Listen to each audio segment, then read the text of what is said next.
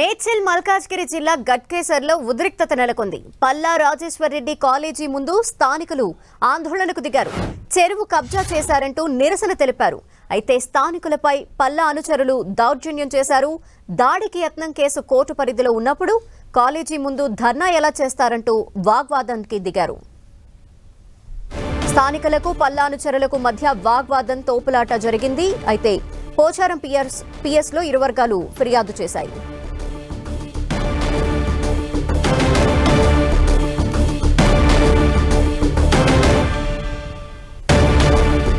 మేడ్చల్ మల్కాజ్గిరి జిల్లా గట్కేసర్లో ఉద్రిక్త పరిస్థితి నెలకొంది. పల్లా రాజేశ్వర్ రెడ్డి కాలేజీకి ముందు స్థానికులు ఆందోళన చేపట్టారు. అయితే చెరువు కబ్జా చేశారంటూ వారంతా నిరసన తెలిపిన పరిస్థితి కనిపిస్తోంది.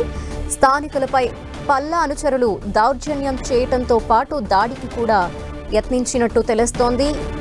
కేసు కోర్టు పరిధిలో ఉన్నప్పుడు కాలేజీ ముందు ధర్నా ఎలా చేస్తారు అంటూ వారు వాగ్వాదానికి దిగారు.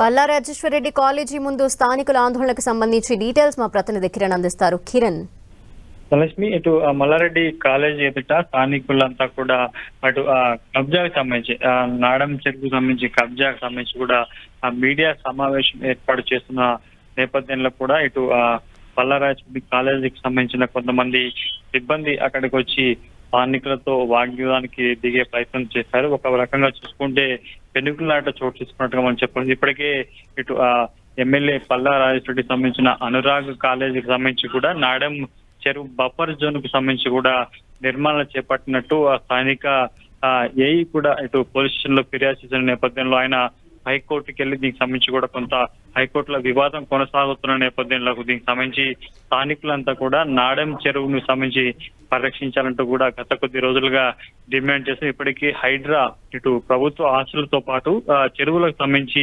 ఎక్కడైతే కబ్జాలకు పాల్పడ్డారో వారికి సంబంధించి కూడా కొంత ఉక్కుపాతం మోపుతున్న నేపథ్యంలో గత కొన్నేళ్లుగా ఇటు వెంకటాపురం సంబంధించి నాడా చెరువు సంబంధించి ముఖ్యంగా ఇది 54 ఎకరాల విస్తీర్ణంలో ఉంటే ప్రస్తుతం 44 ఎకరాల వరకు పరిమితమైంది. చాలా ఆక్రమణలకు గురైనట్టు కూడా చెప్పిన పరిస్థితి కనిపిస్తుంది. అందులో భాగంగానే ఆ కాలేజీ ఎదుట అనురాగ్ యూనివర్సిటీకి సంబంధించిన కాలేజ్ ఎదుట స్థానికులంతా కూడా మీడియా సమావేశం ఏర్పడే ప్రయత్నం చేశారు. ఇందులో భాగంగా ఒకసారిగా స్థానికుల మీడియా సమావేశాన్ని తమ కాలేజీ ఎదుట ఏర్పాటు చేయడం సరైనది కాదంటూ కూడా ఒకసారిగా కాలేజీ సంబంధించిన కొంతమంది సిబ్బంది వచ్చి వారితో వాగ్వాదానికి దిగినట్టుగా తెలిసింది. ఈ సందర్భంలో ఇద్దరి మధ్య కూడా పెనుగులాట చోటు చేసుకుంది. ఒకరిపై ఒకరు చేసుకుంటూ కూడా కొంత దూషణలకు దిగిన పరిస్థితి మనకు కనిపిస్తుంది. ఈ నేపథ్యంలో ఒకవైపు ఇటు ఎక్కడైతే మీడియా సమావేశం ఏర్పాటు చేసిన స్థానిక వాళ్ళు ఉంటారో వారితో పాటు కాలేజీ సిబ్బంది కూడా పరస్పరం ఇటు ఐటీ కారిడార్ పోచారం పిఎస్ లో కూడా ఫిర్యాదు చేస్తున్నట్టుగా మనకైతే